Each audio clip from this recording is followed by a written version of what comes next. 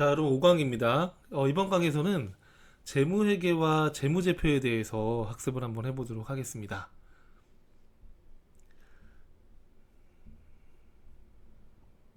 자, 여러분 우리가 부기라는 거에 대해서 앞에서는 학습을 했는데 부기라는 거에 대해서 학습을 했는데 그럼 단순히 부기라는 거는 장부를 기록하는 개념이었잖아요. 근데 우리가 공부하는 거는 회계를 공부하는 거란 말이에요. 회계. 그럼 회계와 부기는 다른 거냐? 아닙니다. 같은 건데 이렇게 이해하시면 돼요. 우리가 부기라는 거는 장부 기록을 하는 거에 초점을 맞춰서 공부하는 거고요. 그러면 장부 기록을 통해서 나온 각종 회계 정보들이 있을 거 아니에요. 우리 재무 상태라든지 경영 성과에 대한 손익계산서라든지 이런 재무적 정보를 정보 이용자에게 정보를 전달하는 이 과정까지가 회계가 되는 거예요. 그러니까 쉽게 말하면 부기보다는 회계가 더 넓은 개념인 거죠.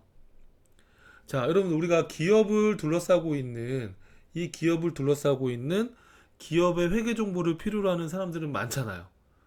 누가 있을까요? 경영자도 있을 거고요. 또 이 기업에 투자한 투자자도 있을 거고요. 또 세금을 걷어가야 되는 정부도 있을 거예요. 이처럼 이 기업을 둘러싸고 있는 다양한 정보 이용자들이 있을 거란 말이에요. 그러면 복식 부기에 의해서 기록된 재무 상태표, 손익계산서와 같은 재무제표를 이런 기업의 다양한 이해관계자들에게 정보를 제공해 줌으로써 이런 정보 이용자들이 보다 합리적인 의사결정을 할 수 있도록 도와주는 역할을 하는 게 바로 회계입니다. 그럼 여러분 회계 정보가 어때야 될까요? 투명해야 되겠죠. 그렇죠? 그래서 이런 투명성이나 신뢰성을 확보하기 위해서 회계 감사 제도가 있는 거고 회계 기준이란 게 필요하게 되는 겁니다. 자, 그래서 여러분 부기와 회계의 차이점 이해되시죠? 자, 근데 우리가 회계를 학문적으로 보면 크게 재무회계와 관리회계로 구분해 볼 수 있어요. 자, 이 구분의 기준은 뭐냐면 이 정보 이용자에 따라 구분이 되는 겁니다. 자, 우리 재무회계는 아까 얘기했던 이런 투자자나 정부나 이런 채권자나 이런 기업의 외부 정보 이용자에게 정보를 제공해 주는 걸 목적으로 하는 그러한 회계가 바로 재무회계가 됩니다. 자, 예를 들어서 기업에 투자한 주주에게 우리가 재무제표를 제공해 줌으로써 투자할지 말지에 대한 의사결정을 내릴 수 있겠죠. 또는 정부도 기업의 재무제표를 고려해서 세금을 또 징수할 겁니다. 자, 이렇게 외부 정보 이용자에게 정보를 제공하는 걸 목적으로 하는 것을 재무회계라고 합니다. 그럼 여러분 정보 이용자가 다수잖아요. 그러다 보니까 회계 기준이 필요하게 돼요. 회계 기준이 필요하게 되고 아무렇게나 정보를 만드는 것이 아니라 회계 기준에 따라서 정보를 만들게 됩니다. 이걸 기업 회계 기준이라고 합니다. 참고로 우리나라는 지금 현재 한국책세국제 회계 기준이 있고요. 일반 기업 회계 기준이 있습니다. 근데 이 교재는 일반 기업 회계 기준으로 쓰여져 있다는 거 미리 좀 말씀을 드릴게요. 전산회계 전산세무 시험은 일반 기업 회계 기준으로 문제가 출제가 되기 때문에 물론 한국 채택 국제회계 기준으로 나올 수도 있습니다만 일반 기업 회계 기준으로 문제가 출제가 되기 때문에 모든 그 전산회계 교과서들이 일반 기업 회계 기준을 초점으로 쓰여져 있다는 거 참고해 주세요. 자, 하여튼 기업 회계 기준이 존재한다라는 거죠. 자, 그러면 우리가 재무회계에서는 어떤 약속된 보고서가 필요하겠죠. 그 보고서가 바로 뭐가 되는 거예요? 재무제표가 되는 거예요. 자, 보고하는 주기는 우리가 1년에 한 번씩 연말 결산을 하죠. 연차 보고하거나 또는 6개월 단위로 반기 보고하거나 또는 3개월 단위로 분기 보고하거나 이렇게요. 자, 정보의 성격은 좀 과거지향적인 성격이 있죠. 자, 과거지향적이라고 해서 이 정보를 보고 미래 의사결정을 못한다는 게 아닙니다. 좀 정보의 성격이 과거지향적이라는 거예요. 자, 관리회계는 뭐냐? 관리회계는 내부 정보 이용자를 위한 회계다라고 보시면 돼요. 여러분들 그냥 이해할 때 경영자를 위한 회계다 이렇게 생각하셔도 괜찮습니다. 그래서 내부 정보 이용자에게 유용한 정보를 제공해 주는 걸 목적으로 합니다. 자, 그러면 경영자 쉽게 말하면 CEO죠. 예, 그 기업의 경영자에게 정보를 제공해 줄 때 그 기업의 경영자가 원하는 포맷으로 정보를 제공해 주면 되잖아요. 그래서 일정한 회계 기준도 없고 어떠한 특정한 양식이 정해져 있는 게 아닙니다. 또 경영자가 필요로 할 때 보고하는 것이지 딱 이렇게 뭐 1년에 한 번씩이다 뭐 3개월이다 이렇게 기간이 정해져 있는 것도 아닙니다. 정보의 성격은 좀 미래지향적이에요. 왜냐하면 경영자가 미래 의사결정을 하는데 필요한 정보를 원할 거 아닙니까? 그죠? 우리가 재무상태표 손익계산서는 과거에 이미 발생된 거래들을 요약 정리해서 보고하는 거지만 여러분 요 관리회계에서 이 보고서는 좀 미래적인 성격이 강하죠. 이 사업과 관련해서 어떤 투자나 이런 의사결정들을 해야 되는 거니까 아무래도 정부의 성격 자체가 좀 미래지향적이다라는 얘기입니다. 자, 그래서 우리가 재무회계, 관리회계에 대해서 공부를 했는데, 자, 그럼 재무회계라는 건 뭐라고 그랬었죠, 여러분들? 외부 정보 이용자에게 유용한 정보를 제공해 주는 게 바로 재무회계다라고 했었죠. 그럼 그 보고 수단이 뭐라고 그랬죠? 바로 재무제표라고 했었잖아요. 그래서 우리가 회계 기준에서 말하는 재무제표가 뭐가 있는지 볼까요? 자, 우리 크게 5가지가 있어요. 요거는 여러분 암기해 주셔야 돼요. 시험 문제에서 다음 중 재무제표에 해당하지 않는 것은 해당하는 것은 이렇게 문제가 나오니까요. 자, 그러면 재무상태표, 손익계산서, 현금흐름표, 자본변동표, 주석으로 구성되어 있습니다. 자, 재무상태표라는 것은 일정 시점의 자산, 부채, 자본의 현황을 나타낸 보고서예요. 손익계산서라는 것은 일정 기간 동안의 경영 성과에 대한 정보를 제공해 주는 거라고 그랬었죠. 이 2가지는 앞에서 강조했었으니까 여러분들이 낯설진 않을 겁니다. 자, 현금흐름표는 자, 일정한 기간 동안에 기업이 현금 기준으로 영업활동, 투자활동, 재무활동 이런 기업의 활동을 구분해서 현금의 유입 유출이 활동별로 얼마씩 있었는지를 나타내주는 보고서예요. 자, 그 다음에 자본변동표는 일정 기간 동안에 자본의 변동 현황을 나타내주는 보고서입니다. 1월 1일 날 자본이 100원이었는데 12월 말일 날 자본이 150원으로 늘었다. 그럼 그 50원이 늘어난 이유가 뭔지를 보여주는 거예요. 자본이 변동된 그 현황을 보여주는 게 자본 변동표입니다. 주석이라는 건 뭐냐 하면 우리가 재무상태표나 손익계산서와 같은 재무제표에 이걸 다 표현할 수는 없잖아요. 그래서 또 설명이 필요한 것들도 있고 그래서 각주를 달아서 재무제표 별지에다가 설명을 달아주는 겁니다. 예를 들어서 재무상태표에 특이한 예금이 있다 그러면 이 예금은 이러이러한 특징이 있습니다라고 설명을 달아주는 거예요. 그걸 주석이라고 합니다. 이렇게 설명을 달아주는 거다라고 이해하시면 됩니다. 자, 그래서 이 5가지를 우리가 회계에서 재무제표라고 한다는 거, 요 정도는 꼭 기억을 해주셔야 됩니다. 자, 그러면 여기 중에 가장 중요한 게 뭘까요? 재무상태표와 손익계산서입니다. 그래서 재무상태표가 어떻게 구성되어 있는지를 보시죠. 자, 재무상태표는 일정 시점의 자산, 부채, 자본을 나타낸다라고 했었잖아요. 근데 여러분 중요한 건 이겁니다. 이 구조를 여기 보시는 양식으로 하기로 약속을 했어요. 회계 기준에서. 자, 무슨 얘기냐면 여러분 자산은 미래에 현금이 들어오잖아요. 예를 들어서 내가 판매하려고 갖고 있는 상품 자산이 있다.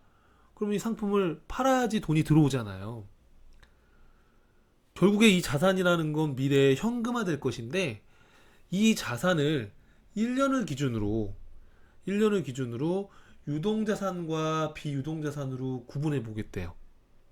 그러니까 자산의 계정 과목들이 여러 가지가 있을 텐데 현금도 있고 외상매출금도 있고 상품도 있고 건물도 있고 차량 운반구도 있고 이렇게 다양히 많을 텐데 그 자산의 항목을 현금이 유입되는 기간을 1년을 기준으로 해서 1년 이내에 현금화되는 특성이 있다 그러면은 유동자산으로, 1년 이후에 현금화된다 그러면 비유동자산으로 구분해 보겠다는 겁니다. 자, 근데 유동자산은 또 크게 당좌자산과 재고자산으로 구분해 보겠대요. 자, 당좌자산은 뭐냐 하면, 당좌자산은 판매 과정 없이, 판매하지 않아도 1년 이내에 자연스럽게 현금화되는 자산을 말해요. 그래서 뭐 현금이나 외상매출금이나 뭐 바드러움이나, 아직은 좀 명칭이 낯설지만 한번 가볍게 들어봐 주세요. 이런 자산들. 여러분, 우리가 외상매출금이라는 건 외상으로 상품 팔았을 때 받을 돈인데, 이 외상매출금을 팔아야지만 돈이 들어오는 거 아니잖아요. 그러니까 이런 건 이제 당좌자산에 해당이 되는 거예요. 자, 재고자산.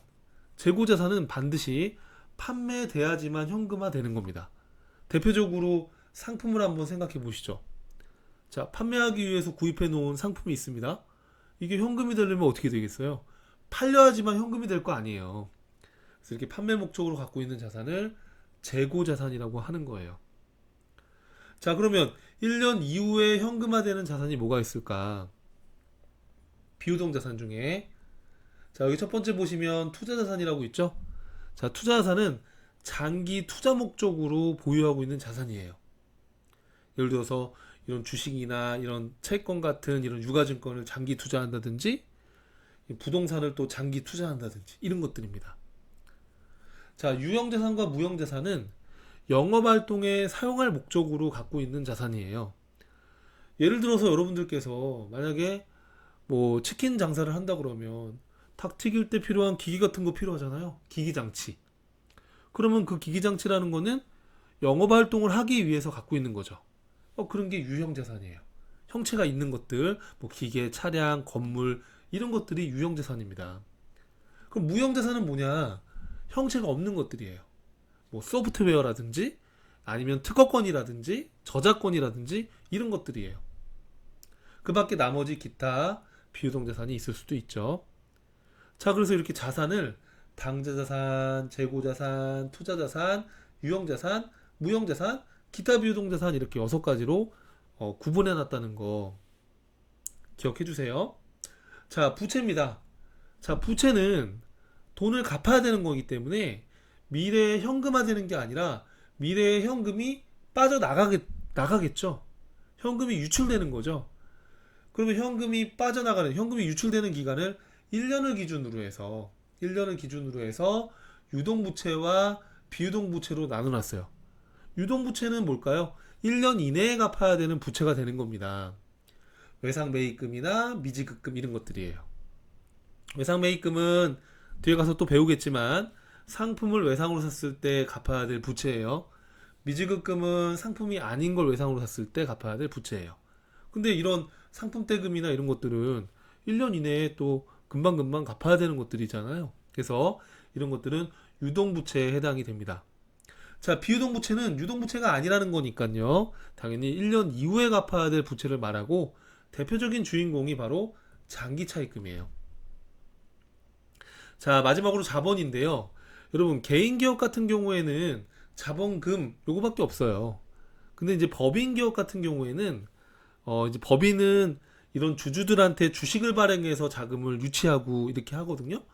막 주식도 발행하고 발행했던 주식도 다시 사들이고 하다 보니까 이렇게 법인 회사 같은 경우에는 이렇게 자본의 구조가 좀 복잡한데, 지금 단계에서 여러분 이걸 너무 스트레스 받지 마시고, 아, 이렇게 되어 있구나, 자본금이 있구나, 그 정도 이해하셔도 괜찮습니다. 뒤에 가면 다시 또 나오니까. 자, 그리고 우리 전산회계 2급 시험에서는 법인 기업을 기준으로 나오는 게 아니라 개인 회사를 기준으로 시험이 출제가 되기 때문에 전산회계 1급이 아니고 전산회계 2급이에요. 전산회계 2급은 개인 기업을 기준으로 출제가 되기 때문에 이 부분은 여러분 너무 이렇게 스트레스 받을 필요가 없다고 말씀드린 거예요. 자, 그래서 이제 그 밑에 쭉 제가 설명을 달아놨죠. 설명을 쭉 달아놨어요. 그래서 여러분 여기 쭉 보시면은 지금 제가 설명드린 것들을 쭉 써놨으니까 여러분들이 한번 읽어보시면 되겠습니다.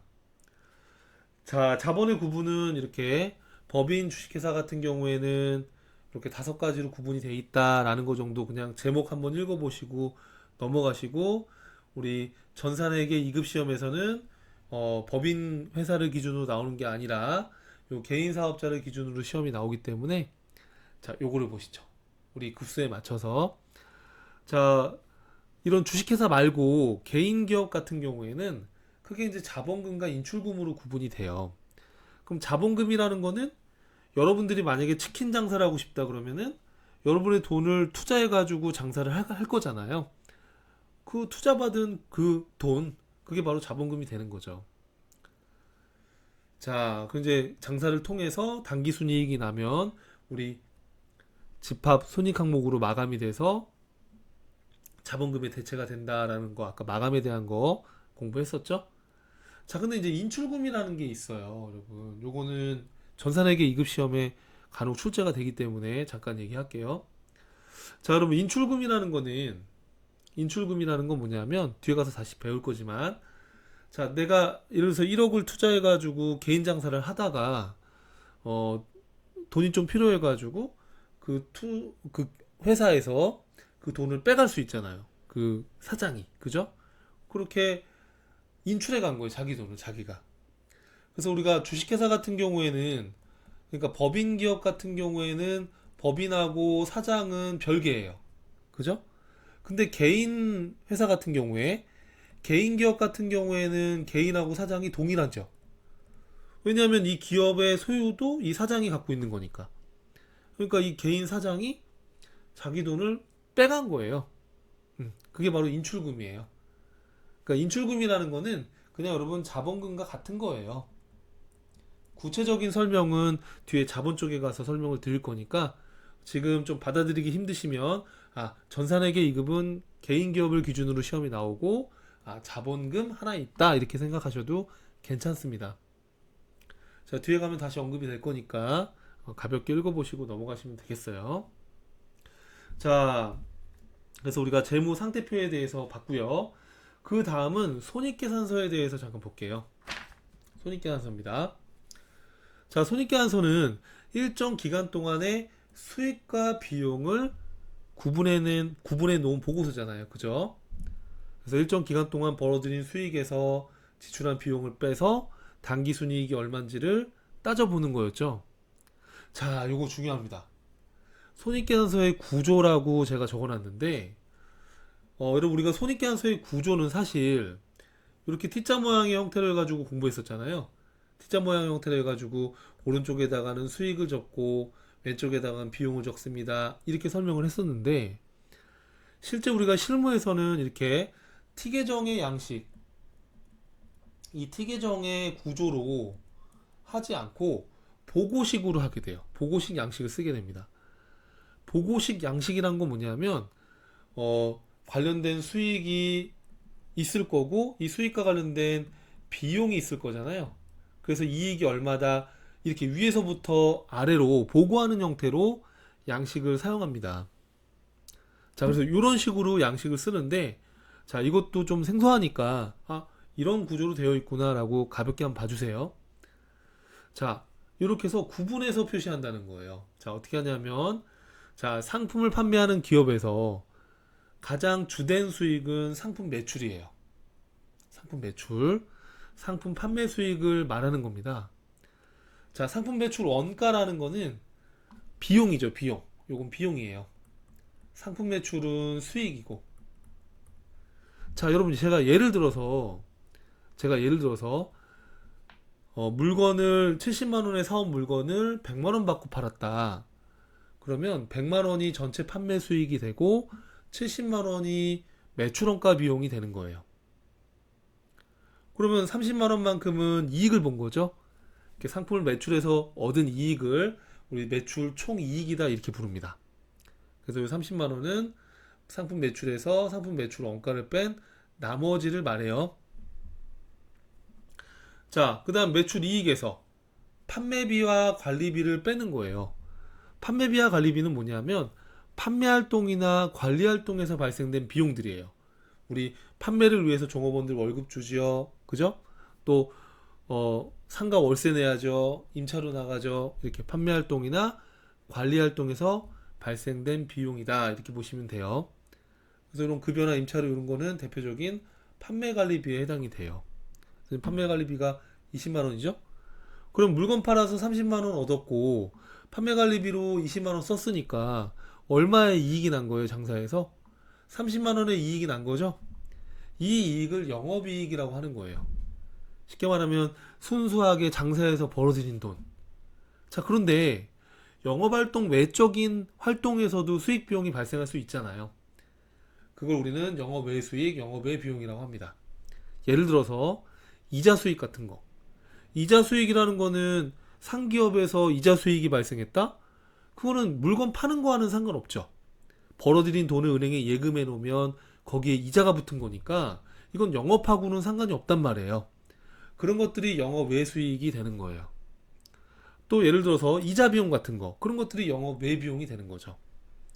자, 그래서 영업활동과 관련된 거는 여기까지 작성을 해주고 영업활동 외적인 거는 요 밑에다가 써주는 겁니다. 이렇게 영업 외 수익, 영업 외 비용.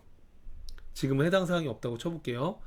그럼 영업의 수익을 더하고 영업의 비용을 빼면 세금을 내기 전 이익이 나오겠죠. 그걸 법인세 차감전 순이익이다 이렇게 부르는 거예요. 그리고 이제 돈을 벌었으면 국가에 세금을 내잖아요. 그 세금을 법인세 비용이다. 그래서 2만 원 냈다고 가정하면 내가 10만 원 벌어서 세금 2만 원 냈다. 그럼 8만 원이 세후 소득이 되는 거죠. 그걸 우리는 뭐라고 부르는 거다? 단기 순이익이라고 하는 것이다 라는 거예요. 단기 순이익은 여러분 세후 소득 개념이에요. 이렇게 세금 낸 다음에 금액을 단기 순이익이라고 하는 겁니다. 자, 그래서 여러분 이 용어들이 아주 생소하고 그렇게 느껴지실 건데 또 반복돼서 나올 거니까 이 구조를 좀 자주 봐주시면 좋겠습니다. 자, 참고로 여러분 요 상품 매출 원가 70만 원이라고 했는데 요거는 기초에 있었던 상품이 얼마 있었고 한 해 동안 상품 구입한 거 얼마, 또 팔리지 않고 남은 게 얼마. 그래서 요 80만 원에서 남아있는 거 빼면 나머지가 팔린 거다라고 이렇게 표시해 준 겁니다. 이것도 이제 재고재산에 가면 다시 또 설명드릴 거니까 이렇게 손익계산서는 보고식으로 구분이 돼 있구나, 그렇게 여러분들이 이해를 해주시면 되겠습니다. 자, 참고로 마지막으로 요 법인세 비용이라고 제가 해놨는데, 자, 요 법인세는 법인이 내는 세금이고요. 개인이 벌어들인 소득에 대해서 내는 세금은 소득세 비용이 되는 거예요. 근데 우리 시험은 개인 사업자를 기준으로 나오기 때문에 요 소득세 비용이라는 것도 하나 메모해 놓으시면 좋겠습니다. 그래서 법인은 법인세 차감전 순이익에서 법인세 비용을 빼서 단기 순이익을 구하는 거고, 개인 사업자는 소득세 차감전 순이익에서 소득세 비용을 빼서 단기 순이익을 구하는 거예요. 용어의 차이니까 여러분 참고하시면 되겠습니다. 자, 지금 설명드린 내용들을 제가 우리 교재 23쪽 재무제표 작성 기준 위에까지 설명드린 거니까 한번 꼼꼼히 읽어봐 주시고 다음 강 수업에서 뵙도록 하겠습니다. 감사합니다.